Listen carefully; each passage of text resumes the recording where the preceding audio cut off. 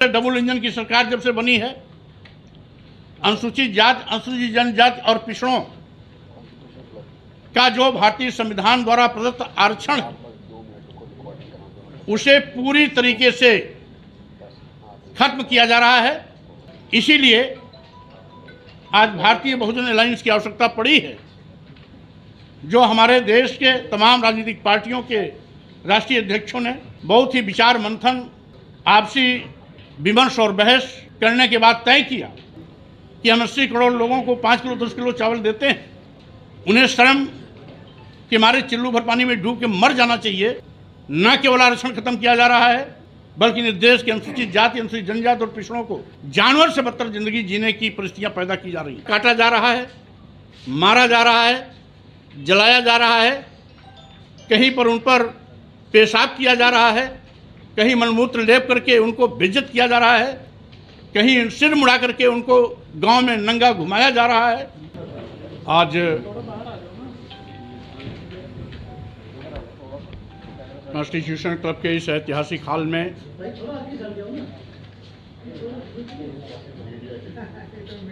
देश के सभी वो राजनीतिक पार्टियां जो बाबा साहब डॉक्टर भीमराव अंबेडकर, मानवर काशीराम जी के सामाजिक परिवर्तन आंदोलन पर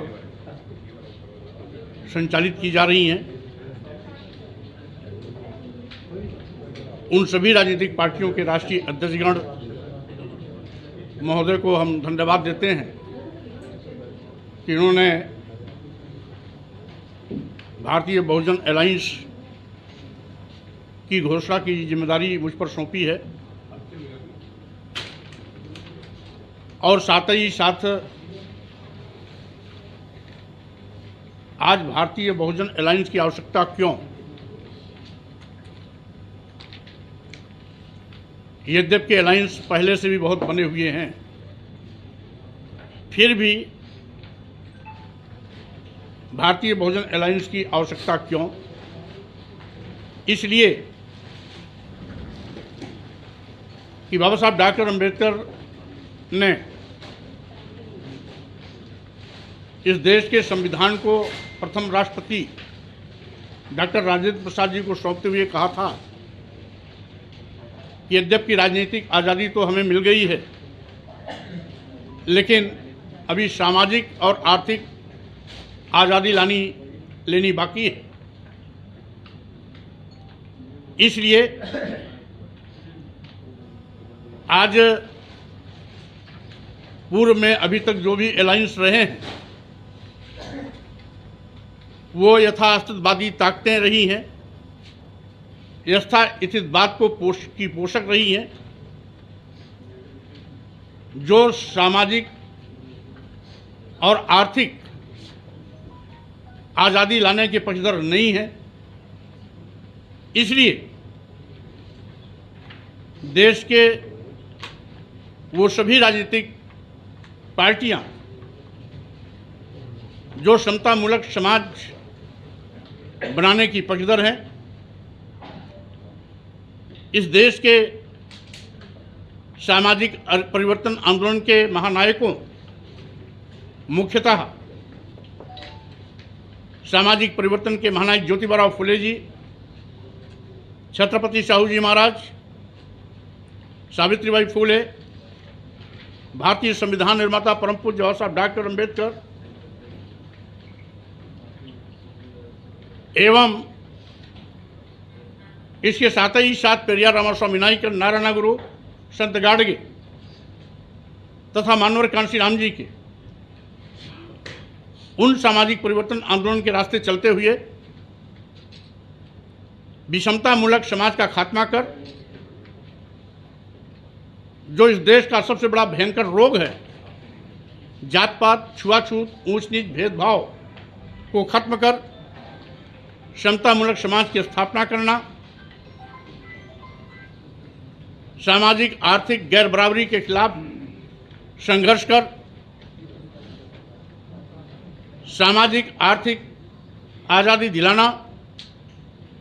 और अपने महापुरुषों के बताए रास्ते पर चल करके समाज को सम्मान स्वाभिमान के साथ खड़ा करना, यानी राजनीतिक हिस्सेदारी के साथ साथ सामाजिक और आर्थिक रूप से भी उनको सबके बराबर लाने का प्रयास करना आदि प्रमुख उद्देश्यों के साथ आज सभी राजनीतिक पार्टियां जो मिशन की पक्षधर हैं वो यहाँ पर इकट्ठी हैं और सबकी आपसी सहमति से आज यहाँ पर भारतीय बहुजन अलायंस की घोषणा की जा रही है। जैसा कि देखा गया है, इस देश के अनुसूचित जाति, अनुसूचित जनजाति और पिछड़ों पर आंसू तो बहुतेरे बहाते हैं, लेकिन जब उनका इतिहास देखा जाता है या वर्तमान देखा जाता है तो किसी ने आरक्षण को ईमानदारी से लागू ही नहीं किया और आज वर्तमान सत्तारूढ़ पार्टियां तो आरक्षण को बिल्कुल खत्म करने पर आमादा हैं। यानी जिस संविधान की शपथ लेकर के संवैधानिक पदों पर चुन करके प्रधानमंत्री और मुख्यमंत्री के रूप में बैठे हुए हैं, वो भारतीय संविधान द्वारा प्रदत्त अनुसूचित जाति, अनुसूचित जनजाति और पिछड़ों के आरक्षण को खत्म करने पर आमादा हैं, जो न केवल संविधान पर खतरा है बल्कि इस देश के अनुसूचित जाति, अनुसूचित जनजाति और पिछड़ों की अस्मिता के साथ भी क्रूर मजाक है और फिर से उन्हें धन, धरती, शिक्षा, सम्मान से साजिश के तहत वंचित करने की एक गंदी सोच है, जिसको भांपते हुए अनुसूचित जाति, अनुसूचित जनजाति और पिछड़ों के सम्मान स्वाभिमान की राजनीति करने वाले वो सभी राजनीतिक पार्टी एकजुट होकर यथास्थितिवाद का मुकाबला करेंगे, संविधान की भी रक्षा करेंगे। साथ ही साथ बाबा साहब डॉक्टर भीमराव अंबेडकर जी ने जो संप्रभु राष्ट्र भारत की कल्पना की है, उस भारत की भी अस्मिता को बचाने के लिए एकजुट होकर के सड़क पर अगर उतरने की आवश्यकता होगी तो उतरेंगे भी, क्योंकि कुछ ऐसी यथास्थितिवादी ताकतें आज संप्रभु राष्ट्र भारत पर भी सवाल खड़ा करते हैं। जब वो हिंदू राष्ट्र की मांग करते हैं तो हिंदू राष्ट्र की मांग के पीछे उनके वो दूषित मानसिकता है जो आज भी इस देश के दलितों, आदिवासियों, पिछड़ों को जानवर से बदतर जिंदगी जीने के लिए मजबूर करते हैं। कमोबेश परिस्थितियां आज पूरे देश और प्रदेश में ऐसी दिखाई पड़ रही हैं। बड़े पैमाने पर आज दलितों और पिछड़ों को मूली गाजर की तरह काटा जा रहा है, मारा जा रहा है, जलाया जा रहा है, कहीं पर उन पर पेशाब किया जा रहा है, कहीं मलमूत्र लेप करके उनको बेइज्जत किया जा रहा है, कहीं सिर मुड़ा करके उनको गांव में नंगा घुमाया जा रहा है, आदि आदि। इस प्रकार से जो उनके साथ सौतला व्यवहार किया जा रहा है, हम समझते हैं न केवल यह मानवता पर अभिशाप और कलंक है, बल्कि भारतीय संविधान की मंशा के विपरीत भी है। जब भारतीय संविधान इस बात को सुनिश्चित करती है कि संविधान की नज़र में हम सब एक हैं, हम किसी को भी जाति, वर्ग, लिंग, जन्मस्थान और वर्ण के आधार पर भेदभाव नहीं कर सकते, उसके बावजूद आज बड़े पैमाने पर भेदभाव किया जा रहा है। न केवल आरक्षण खत्म किया जा रहा है, बल्कि इस देश के अनुसूचित जाति, अनुसूचित जनजाति और पिछड़ों को जानवर से बदतर जिंदगी जीने की परिस्थितियां पैदा की जा रही हैं। अभी माने जी ने इंगित किया कि आज अपनी झूठी वाहवाही लूटने वाले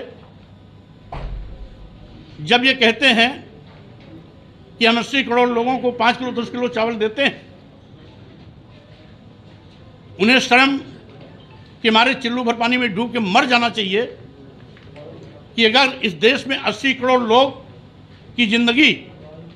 का मापदंड और मानक 5 किलो 10 किलो चावल है, तो स्वाभाविक रूप से हम विश्व गुरु बनने का सपना जो लोगों को दिखाते हैं वो न केवल तथ्यहीन है बल्कि सरासर लोगों की आंख में धूल झोंकने जैसा है। यानी 80 करोड़ लोग जिस देश में 5 किलो 10 किलो चावल पर अपनी जिंदगी बिताने के लिए मजबूर हैं, आप समझ लें कि आज यह देश कितना पिछड़ा हुआ है, जहां पर लोग अपने पैरों पर खड़े होकर के राष्ट्र को समुन्नत बनाने में अपनी भूमिका निभा सकते, वो केवल 5 किलो 10 किलो चावल पर लाइन लगाने के लिए मजबूर हैं। यह है हमारा वर्तमान गया गुजरा बदहाल भारत। ऐसे लोगों के चंगुल से इस भारत को मुक्त भी कराना है, आरक्षण को 100% लागू करा करके अनुसूचित जाति अनुसूचित जनजाति और पिछड़ों के अधिकार को दिलाना भी है। भारतीय संविधान की मंशा के अनुरूप इस भारत को बनाने के लिए हम सबको एकजुट होकर काम भी करना है और साथ ही साथ सामाजिक आर्थिक आजादी भी लेना है। राजनीतिक हिस्सेदारी तो मुख्य मकसद हमारा है ही, क्योंकि मानवर कांशीराम जी कहते थे कि सत्ता वो चाबी है जिसके माध्यम से सभी प्रकार के दरवाजे खोले जा सकते हैं। अगर सामाजिक आर्थिक आजादी लेनी है तो भी सत्ता के माध्यम से ही वो संभव है। इसीलिए आज भारतीय बहुजन अलायंस की आवश्यकता पड़ी है, जो हमारे देश के तमाम राजनीतिक पार्टियों के राष्ट्रीय अध्यक्षों ने बहुत ही विचार मंथन, आपसी विमर्श और बहस करने के बाद तय किया कि ये देश की आवश्यकता है, समय की आवश्यकता है। साथ ही साथ जो आज 90% आबादी है उसके हकों पर डकैती 10% लोग डाल रहे हैं, उससे लोगों को मुक्ति दिला करके समानुपातिक हिस्सेदारी भी इस देश के बहुजन समाज को दिलाने का काम करना है। इसी नियत से भारतीय बहुजन अलायंस की घोषणा की जा रही है। आज देश हो या प्रदेश हो, तमाम ऐसे छद्मवेशी लोग भी हैं जो दलितों और पिछड़ों की दुहाई तो देंगे, लेकिन मौका आने पर उनका गला काटने से भी बाज नहीं आते, यानी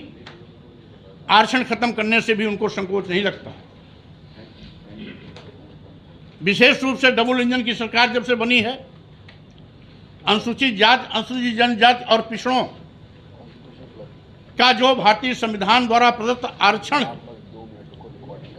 उसे पूरी तरीके से खत्म किया जा रहा है। निकाले गए सभी सरकारी विज्ञापन इसके प्रमाण हैं। इसी के साथ ही साथ कोई प्रमोशन में आरक्षण खत्म कर रहा है तो कोई आरक्षण को ही पूरी तरीके से खत्म करने पर आमादा है, और कोई अघोषित रूप से आरक्षण के प्राविधानों को लागू न करने का पाप करके इनडायरेक्ट वे में वो भी